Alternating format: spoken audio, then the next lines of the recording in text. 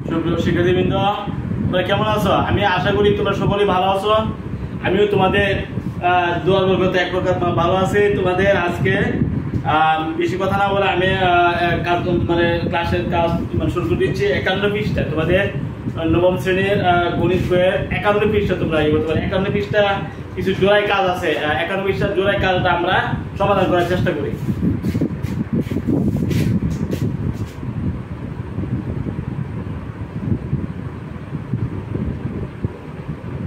জোড়াই কাজ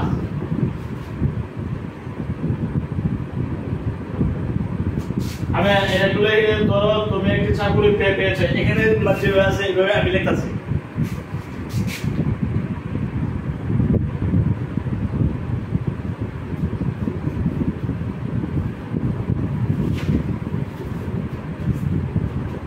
তুমি একটি চাকুরি পেয়েছো,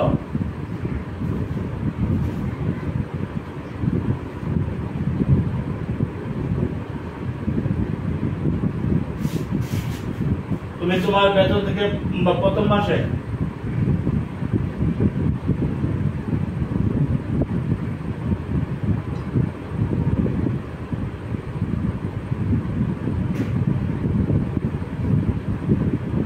প্রথম মাসে 1200 টাকা সঞ্চয় করলে।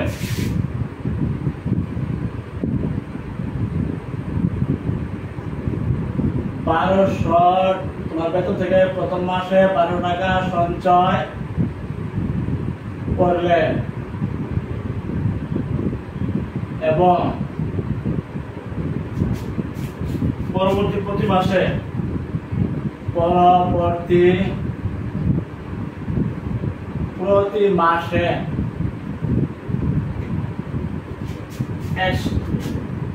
মাসের তুলনা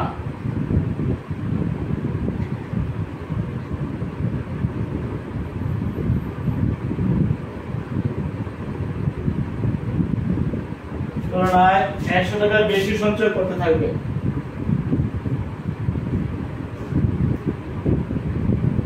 টাকা বেশি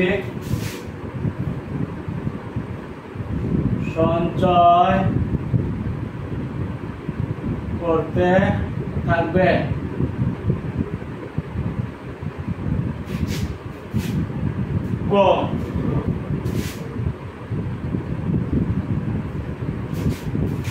তুমি 20 মাসে কত টাকা সঞ্চয় করবে?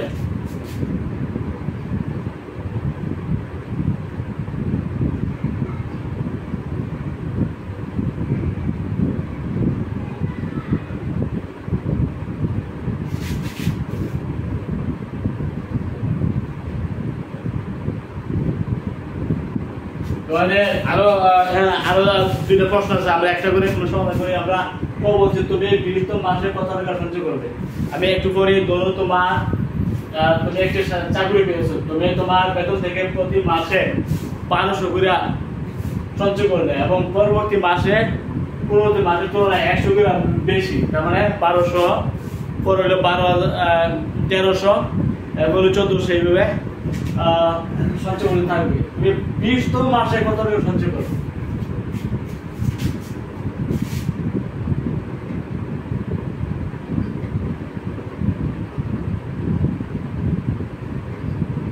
সঞ্চয়কৃত টাকা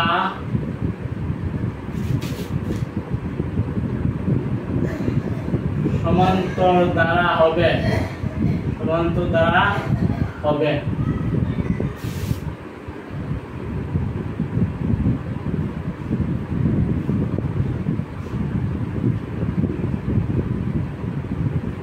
A1 plus A2 plus A3 plus N, এটা আমরা জানি, তাই না? এখানে প্রথমে তোমার 1200, তারপরে 1300, তারপরে 1400 N A plus N minus 1 into D, তাই না? এখন তুমি বলো এর প্রথম পদ কত?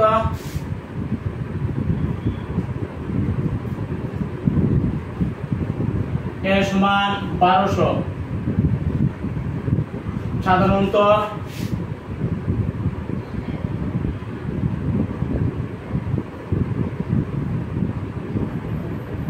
দুই সমান 1300 মাইনাস 1200 100। তাহলে তুমি ডিও পাইছো আর এও পাইছো। এখন আমরা জানি nth পদ এটা না,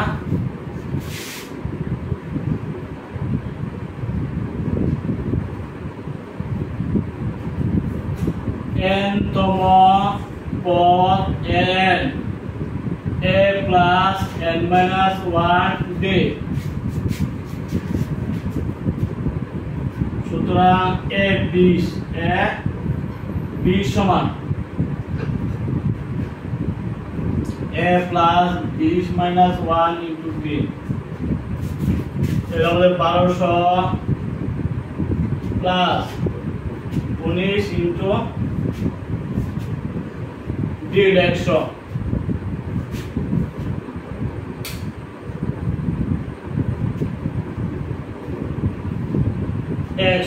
তাহলে আমার তুমি কত পাইছো 1200 প্লাস 1900 3100। সুপ্রিয় শিক্ষার্থী 20তম মাসে কিন্তু সে জমা করতে পারবে, সঞ্চয় করতে পারবে 3100 টাকা। ঠিক আছে, তাহলে আমাদের সমস্ত দ্বারা আমরা জানি a1 a2 a3 dot dot n, তাই না? তাহলে a1 এর প্রথম পদ 1200, তারপর 1300, তারপরে 1400, এভাবে কিন্তু চলবে nth পদ পর্যন্ত। এখন এই যে সমস্ত দ্বারা প্রথম পদ এর সমান হলো 1200, সাধারণত পার্থক্য হলো 100, তাই না? ডিফারেন্স 100। তাহলে nth পদ আমরা জানি a plus n minus 1 dt, তাহলে 20তম পদ কত হবে a plus 20 minus 1 dt, তাই না? আমরা a হলো 1200 প্লাস হলো 19 d হলো 100। তাহলে আমরা 31 হলো 20তম মাসে সঞ্চয়, 20তম মাসে মানে সঞ্চয় কত হবে 3100 টাকা।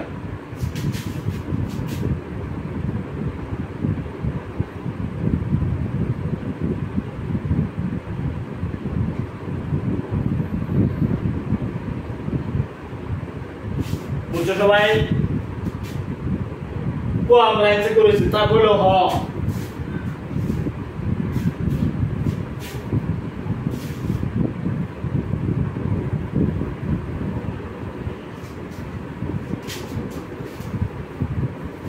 কিতা কইছে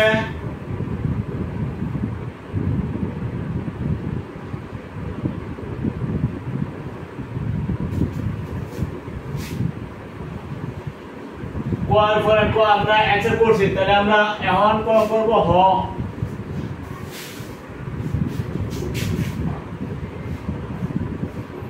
সূত্র যেটা হ কইছে তুমি 20 মাসে মোট কত টাকা সঞ্চয় করবে?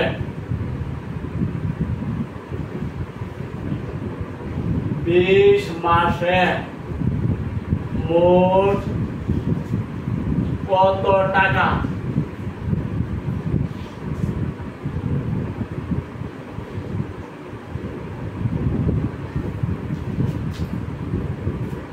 আমাদের তারা কিন্তু এটাই না, 20তম মাসে তোমার সঞ্চয় কত, এটা আমরা 20 মাসে প্রথম 20 মাসে মোট কত টাকা সঞ্চয় করবে।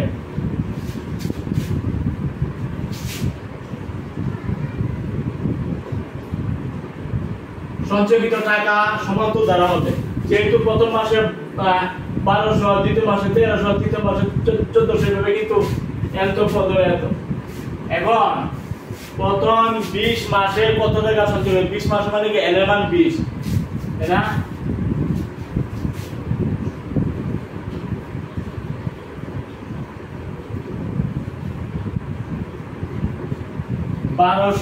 সাধারণত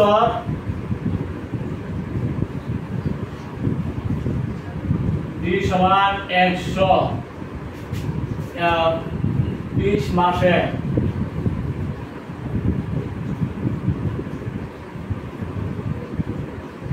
20 মাস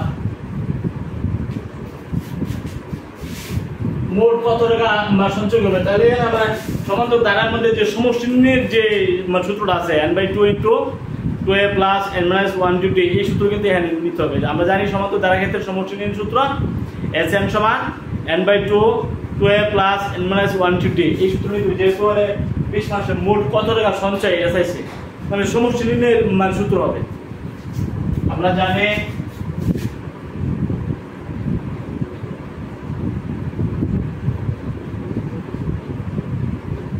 Sn n পদের সমষ্টি কত হয় n/2 2a plus n - 1 b, সুতরাং s 20 মানে 20 মাস মানে 20 মাসে মোট কত সঞ্চয় চাইছে, তাহলে 20 মাসের সমষ্টি হবে টাকা সঞ্চয় টাকা মানে সমষ্টি। তাই আমরা 20 বলতে পারি 20/2 এর মান 1200, 20 - 1 2 100,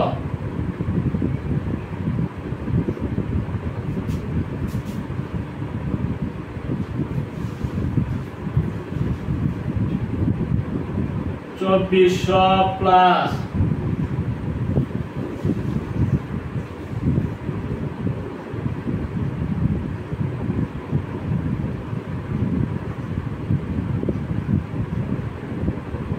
$4300, তার মানে 43,000। তোমরা বলতে পারো এই যে সে 20 মাসে যদি সঞ্চয় করে এভাবে 1200 1300 1400 এভাবে যদি সে সঞ্চয় করে 20 মাসে তার সঞ্চয় হবে 43,000। কত হাজার? 43,000। আমাদের এখানে কিন্তু সমষ্টি নির্ণয়ের সূত্র প্রয়োগ করতে আমরা জানি n পদের সমষ্টি হলো n/2 2a plus n - 1 dt, তাহলে এর 20 মাসে মানে n এর মান হলো 20, আর এর মান হলো 1200, n এর মান 20, d এর মান কিন্তু 100, পার্থক্য হলো d 100, তাহলে 2400 প্লাস 1900 তাহলে 43,000 বুঝা গেল। সে 20 মাসে সঞ্চয় করবে 43,000 টাকা, 43,000 টাকা।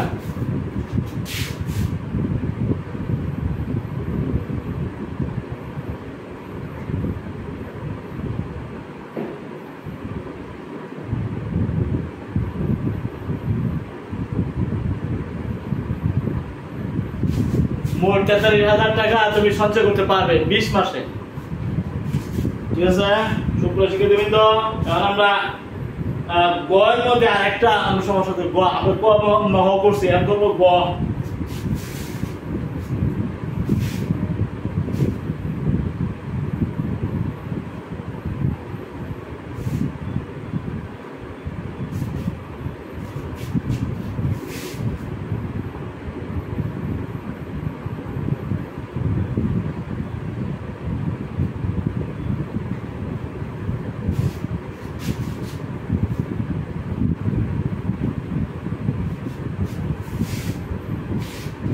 কিতা কইছে কত বছরে তুমি মোট 1,06,200 টাকা সঞ্চয় করতে পারবে।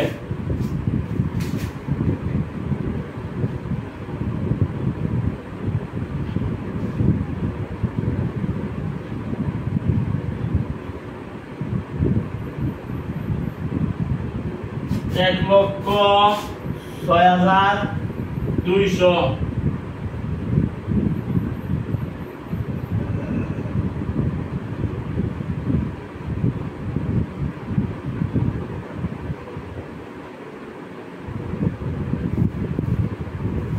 কত বছরে তুমি 1,06,200 টাকা সঞ্চয় করতে পারবে। আমাদের দ্বারা কিন্তু এটাই আমাদের যে একটু সঞ্চয়কৃত টাকা সমান্তর দ্বারা a1 a2 a3 n যেমন হলো 1200 a2 1300 1400 এভাবে তুমি সঞ্চয় করতাম, তাহলে তুমি এত টাকা সঞ্চয় করতে কত সময় বা কত বছর লাগবে। সেক্ষেত্রে কিন্তু আমরা জানি Sn সমান n/2 2a প্লাস n - 1 এর মান তো 1200 জানা আছে, d এর মান 100 তাও জানা আছে, আর এই যে এত টাকা এটা কিন্তু তোমার সমষ্টি। এটা কি সমষ্টি? তাহলে সমষ্টি আমরা বলতে পারি 1,06,200 হলো 1200 100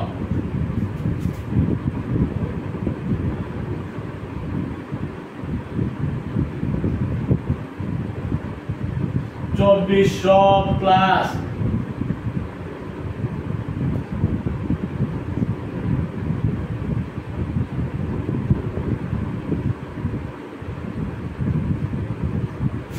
তোমার এখানে হলো 2300 তাই না 2300 প্লাস 100 n দুই দ্বারা গুণ করে দাও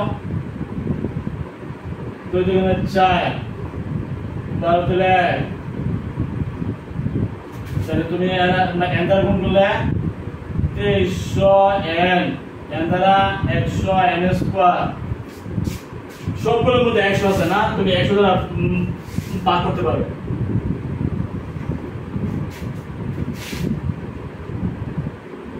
একুশ 24 একশো দিয়ে ভাগ করলাম তারপরে 23 n 100 শুধু n স্কয়ার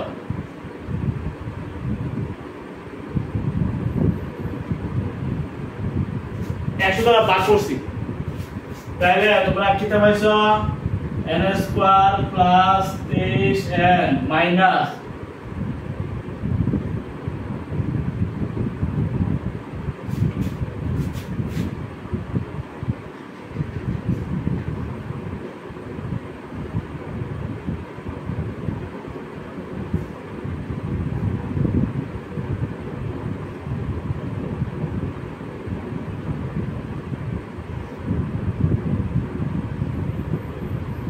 কোন সাইড আর হলো 36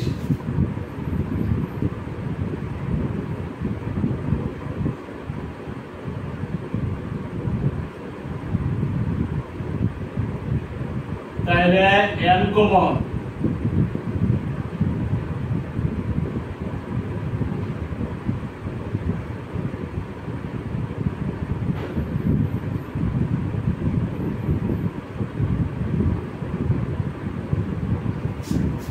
তাহলে তুমি কত হইছো n - 36 আর হলো n + 59 n + 59 যদি শূন্য হয় তাহলে n মান কত -59 মাইনাস তো n মান হতে পারে না প্রদর্শনে কি মাইনাস হবে হবে না তাহলে এটা সমান 0 হবে তাহলে n মান 36 মাস 36 মাস মানে 3 বছর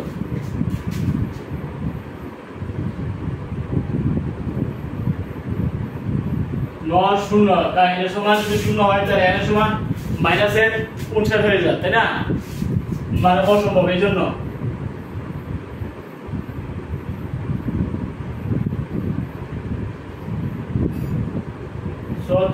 মাস 3 বছর অর্থাৎ 3 বছরে তুমি 1,06,200 টাকা সঞ্চয় করতে পারবে বুঝছো তাহলে আমাদের এই যে সমান্তর দ্বারা নির্ণয়ের জন্য আমাদের প্রথম পদ আছে সাধারণ উত্তর আছে আর এত টাকা হলে তোমার সমষ্টি যদি প্রয়োগ করতে n/2 * 12 + n - 1 2 এটা আমার n পদের সমষ্টি লইলা সমষ্টি নিয়ে আমাদের দেওয়া আছে আর n মান দেওয়া হবে n মান আমরা বসাইছি d এর মান বসাইছি হিসাব করে আমরা পাইছি তাহলে 100 দিয়ে আমরা ভাগ করে সেটা আমরা এটা একসাথে করেছি এবং এখানে উৎপাদক করেছি কারণ 9 7 36 আর 59 থেকে 36 এখানে 23 তাহলে 59 প্লাসের আর এটা মাইনাসের n কমন এবং মাইনাসের 36 কমন তাহলে n - 36 আনকমন n + 59 কিন্তু এটা সমান শূন্য হবে না যদি এর সমান শূন্য হয় তাহলে n সমান -59 যা অসম্ভব তাই না এইজন্য আমরা n - 36 এটা শূন্য হবে যদি শূন্য হয় তাহলে n সমান 36 মাস মানে 3 বছর তার মানে 3 বছরে তুমি এত টাকা সঞ্চয় করতে পারবে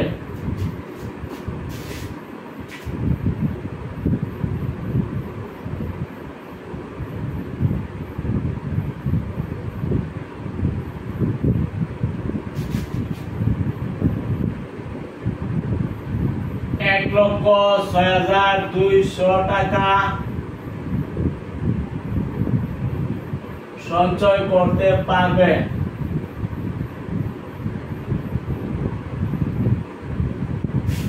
বুঝছো আশা করি এইরকম অঙ্ক তোমাদের পরীক্ষা আসতে পারে, যদি আসে তাহলে এগুলি করার মতো প্রিপারেশন থাকতে হবে।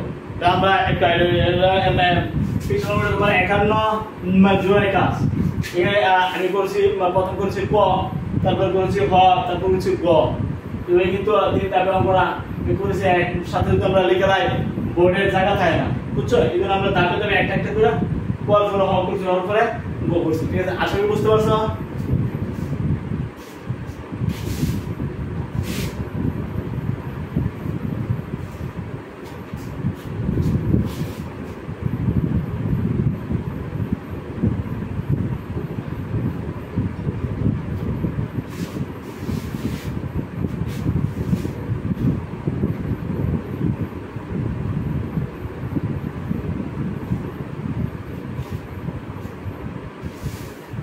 তারপর হলো জোড়ায় কাজ 51 পৃষ্ঠা 51 জোড়ায় কাজ 2 নম্বরে এক অঙ্ক আছে। একই সমান্তর দ্বারা a সমান 60,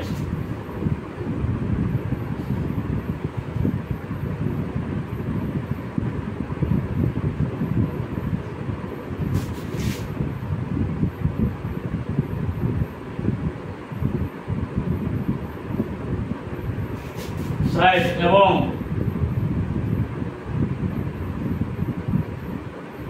এর 12 সমান 48 হলে এর 10 এবং s 40 নির্ণয় করো।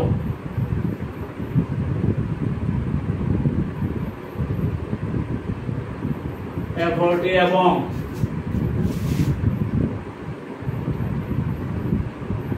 s40 নির্ণয় করো।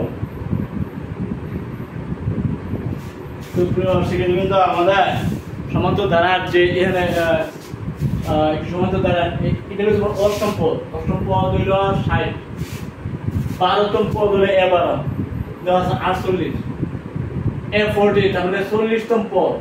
হ্যাঁ, s40 মানে 40টি পদের সমষ্টি, s40 মানে 40টি পদের সমষ্টি, আর a40 মানে কি 40টি পদের 40তম পদ বা 40তম পদ। এই কাজগুলো করতে আমাদের মান দেওয়া আছে দুইটা, a সমান 60, a12 সমান 48, a12 12তম পদ 48, a1 মানে 8তম পদ 60।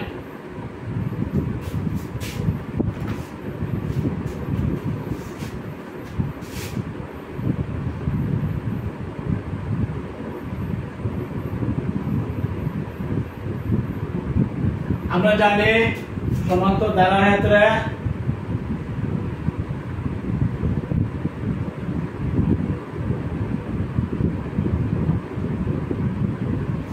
a1 plus a2 plus a3 plus a4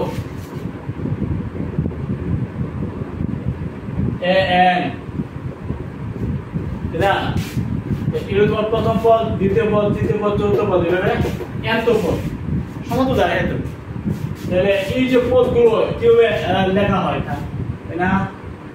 এ তো এ, আর এই যে দ্বিতীয় পদ কেমনে লেখা হয় a প্লাস ডি, তৃতীয় পদ কেমনে লেখা হয় a প্লাস 2d, চতুর্থ পদ কেমনে লেখা হয় a প্লাস 3d, পঞ্চম পদ মানে কেমনে হয়, এভাবে কিন্তু পদগুলো লিখতে হবে।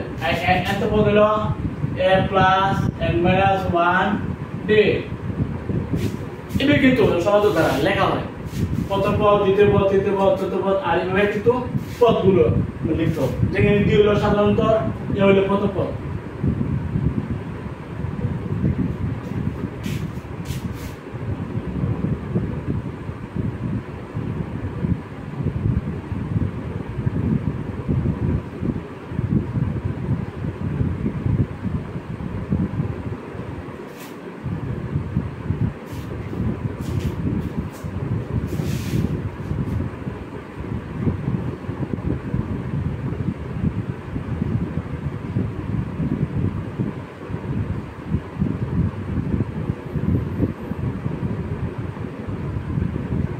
a plus 7d, a plus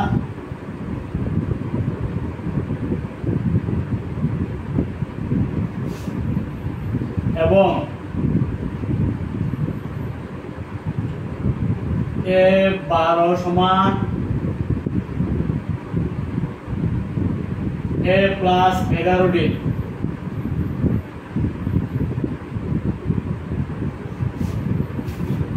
দুইটা সমীকরণ কিন্তু আমরা পাই গেছি। কয়টা সমীকরণ? দুইটা। এই যে দুইটা সমীকরণ, এদের সঙ্গে আমরা যদি বিয়োগ করি তাহলে A বাদ যাবে এবং B এর মান আসে না?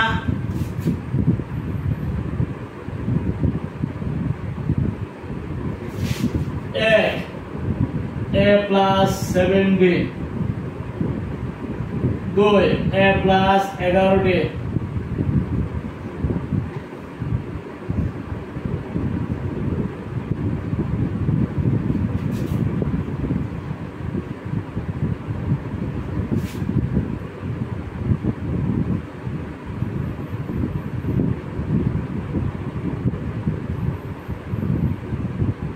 D এর মান -3। তোমরা শিখেছো D এর মান তোমরা পাই গেছো, তাই না? D এর মান আমরা বসাই তাহলে কি পাবো? A এর মান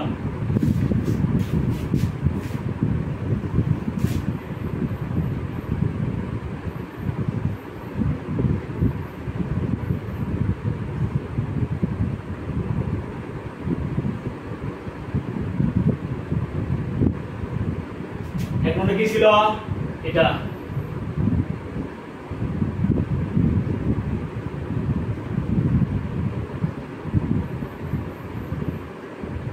-3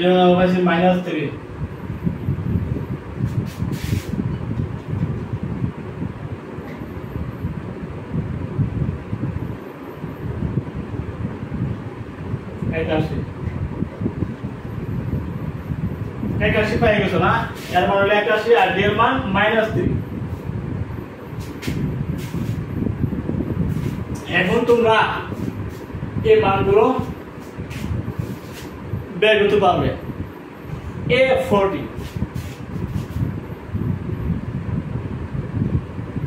A প্লাস 39D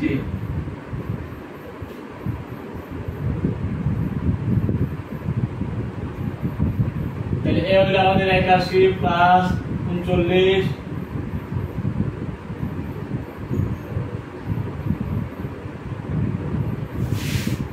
কত হয়? -36। A40 সমান -36। এটা কিন্তু একটা অ্যানসার হয়ে গেল। মানে এই মানটা আমরা বের করেছি, আমরা এই মাত্র, ঠিক আছে? আরেকটা মান আমাদের প্রয়োজন হইল S40। এটা কিন্তু হিসাব করতে হবে।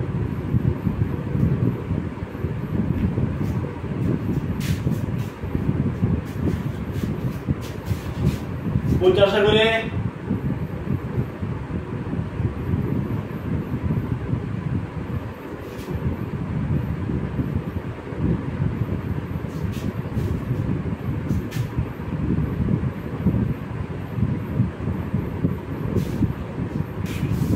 সমান্তর ধারায়তে আমরা জানি A1 A2 A3 A1 A2 A3 A4 A5 চলে n পর্যন্ত, এটা n পর্যন্ত।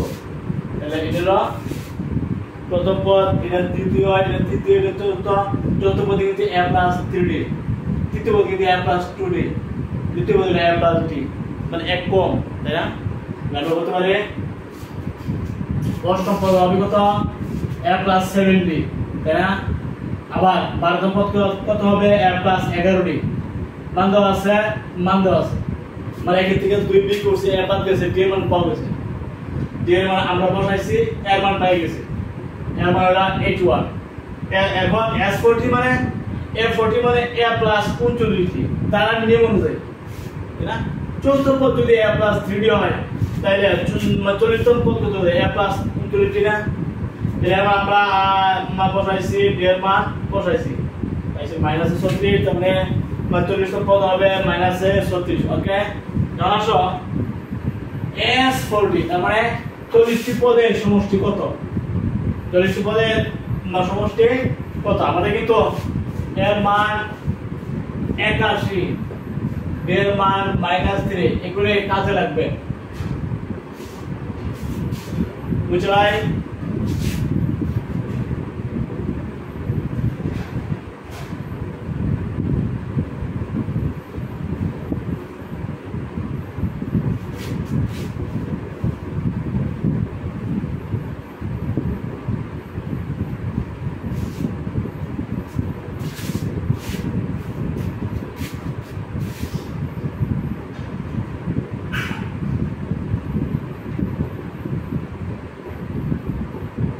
n পদের সমষ্টি Sn সমান কত?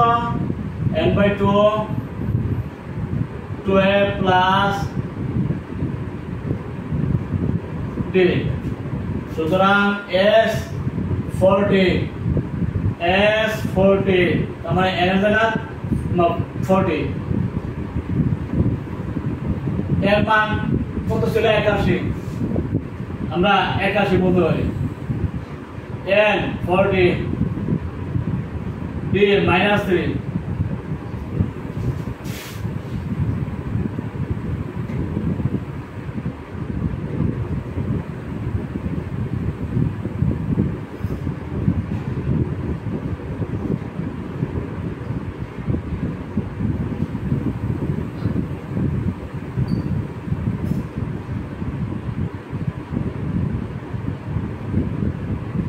বের করা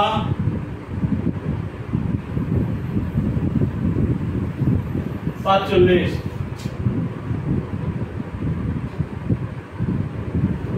সমান হলো 900।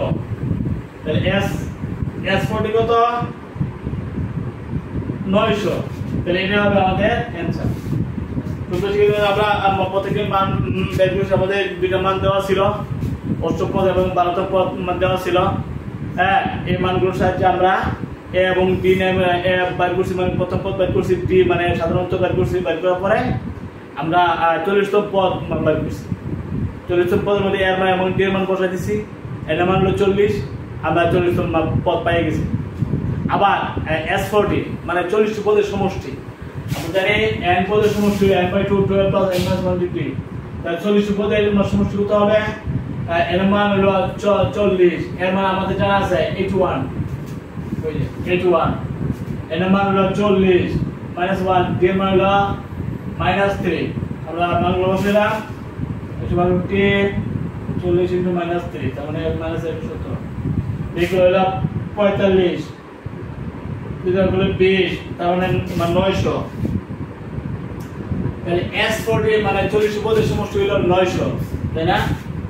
40 পদের সমষ্টি কত? 900। এবং A40 মানে 40তম পদ, 40তম পদ আমরা বেশি কত? -36, -36। এটা কিন্তু আমরা অঙ্কটা করে ফেললাম ইনশাআল্লাহ, ঠিক আছে? তারপর আমরা 8 নম্বর আছে 3 নম্বর অঙ্কটা মানে লিখতে হবে। লেখার পরে আমরা এই সিস্টেমে কিন্তু আমাদের নিয়মগুলো কিন্তু একই আর সিস্টেম। অনুক্রম হলো অনুক্রম এবং দ্বারা কিন্তু ফর্মুলায় আমরা সেম হই, তাই না? অনুক্রম সমান্তর হতে পারে, গুণিত হতে পারে, দ্বারা সমান্তর হতে পারে, গুণিত হতে পারে। সমান্তর হলে সমান্তর সূত্র নিবা, গুণিত হলে গুণিতরের সূত্র নিবা। অনুক্রমের বেলাও সমান্তর হলে সমান্তরের সূত্র নিবা, আর যদি গুণোত্তর হয় তাহলে গুণোত্তরের সূত্র নিবা।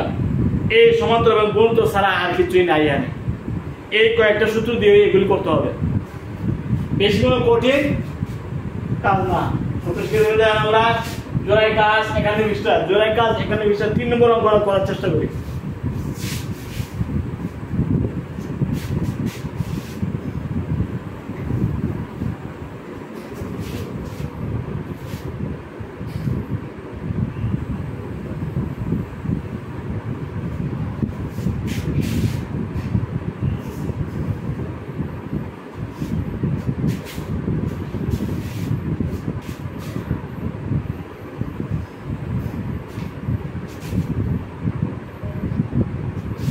তিন নম্বর, কোন সমান্তর দ্বারা প্রথম ও শেষ পদ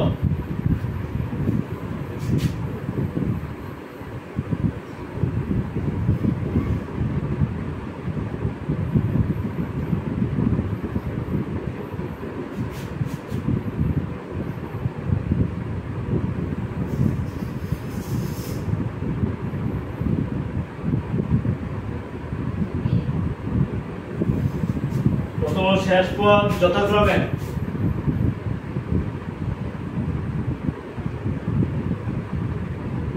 এবং -153 যদি ধারাটি সমষ্টি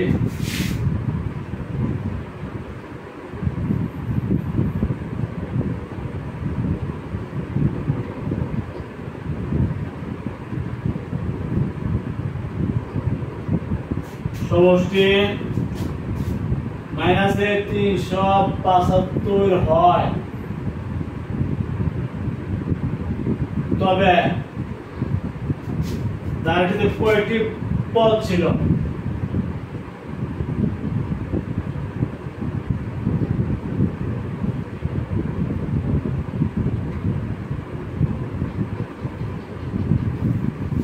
এরকম অঙ্ক তোমাদের পরীক্ষায় সিজন করে দেওয়া থাকতে পারে। নিয়মগুলো বুঝতে হবে। যদি তোমরা নিয়মগুলো বুঝতে পারো তাহলে যে কোনো অঙ্ক করতে পারবে। প্রথম ও শেষ পদ আমাদের দেওয়া আছে কি? প্রথম এবং শেষ পদ হলো, প্রথম পদ হলো 3, শেষ পদ হলো -53। যদি ধারাটি সমষ্টি এত হয়, হ্যাঁ, তবে ধারাটিতে কয়টি পদ ছিল? কয়টি পদ ছিল?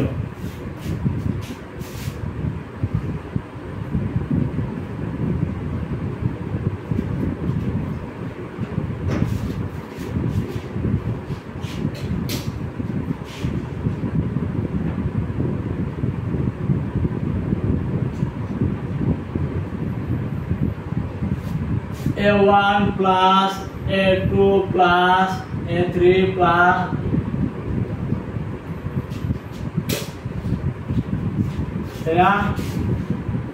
এখন প্রথম পদ কিন্তু তোমার 3, প্রথম পদ কথা তাহলে 3 বলতে পারে।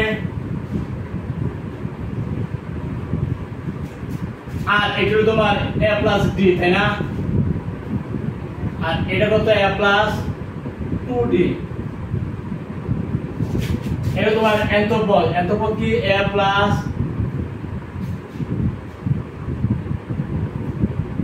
D, ঠিক আছে? তাহলে আমাদের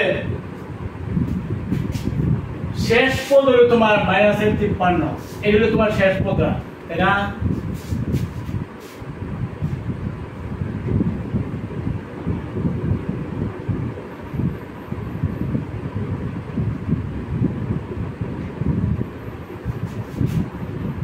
n সমান কত? A plus n minus 1 to b। A plus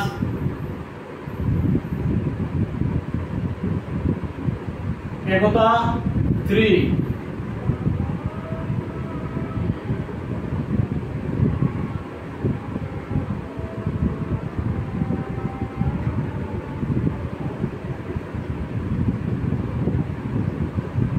-56 হলো তোমার n minus 1 to 3 হলো -56।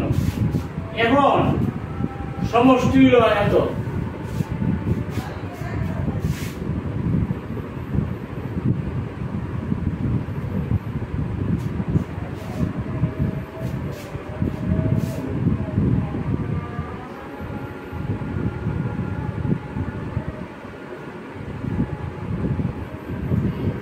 Sn সমান n/2 2a plus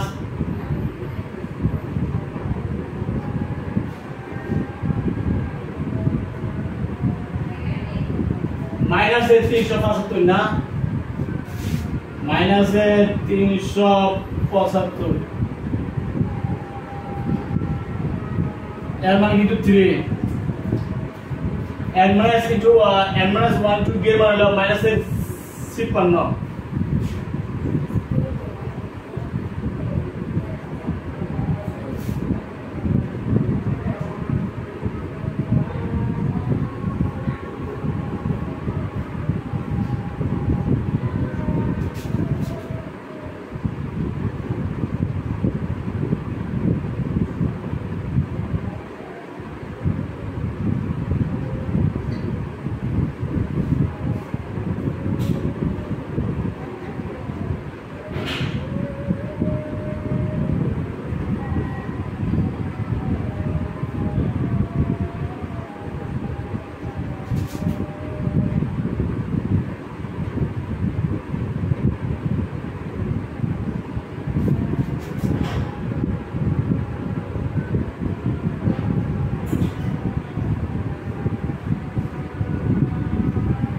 375 ভাগ হইল 25, 375 ভাগ 25 কত আসবে?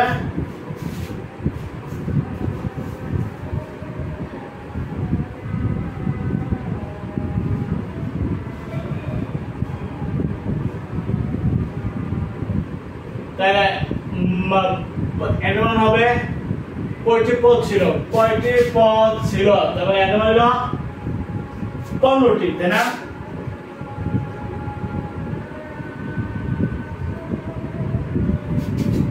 অর্থাৎ সমান্তর দাঁড়াটিতে 15টি পদ ছিল।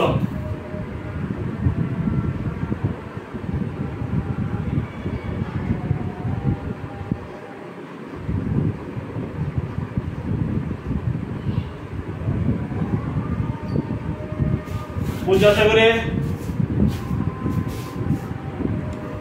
তো আমাদের এখানে 3 নম্বরের যে সমস্যাটা কোন সমান্তর দ্বারা প্রথম ও শেষ পদ হলো 3 এবং -53, কোন সমান্তর দ্বারা প্রথম ও শেষ পদ, প্রথম পদ হলো 3, শেষ পদ হলো -53, তার এই সমষ্টি হলো -375। প্রথম স্টেপে এর মান দেওয়া আছে, প্রথম পদ 8, এর হলো তোমার শেষ পদ হলো আমরা n বলতে পারি, তাই না? প্রথম পদ হলো 3, দ্বিতীয় পদ n প্লাস 2, তৃতীয় পদ n প্লাস 2 এভাবে n, মানে এর তোমার শেষ পদ, এর শেষ পদ মানে nতম পদ, n প্লাস n মাইনাস 1 হলো তোমার nতম পদ।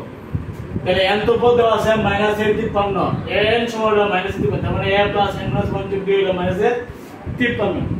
এখন n মান হলো 3, n মাইনাস 150 কত? -3 -53 -53 হলো n মাইনাস 150। এখন আসো দ্বারা সমষ্টি হলো -375। আমাদের n পদের সমষ্টি হলো n/2 2a plus n minus 150। তাহলে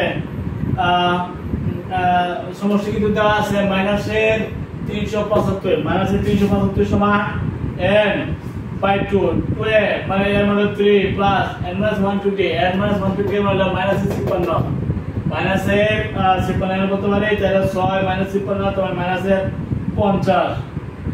n/2 আছে সমান সমান -375, যদি মাইনাস দিলে বাদ, তাইলে 25 সমান 375, n সমান 375/25 তোমার 15, তাই আমার 15, অর্থাৎ সমান্তর দাঁড়াটিতে 15টি পদ ছিল। কয়টি পদ ছিল? 15টি।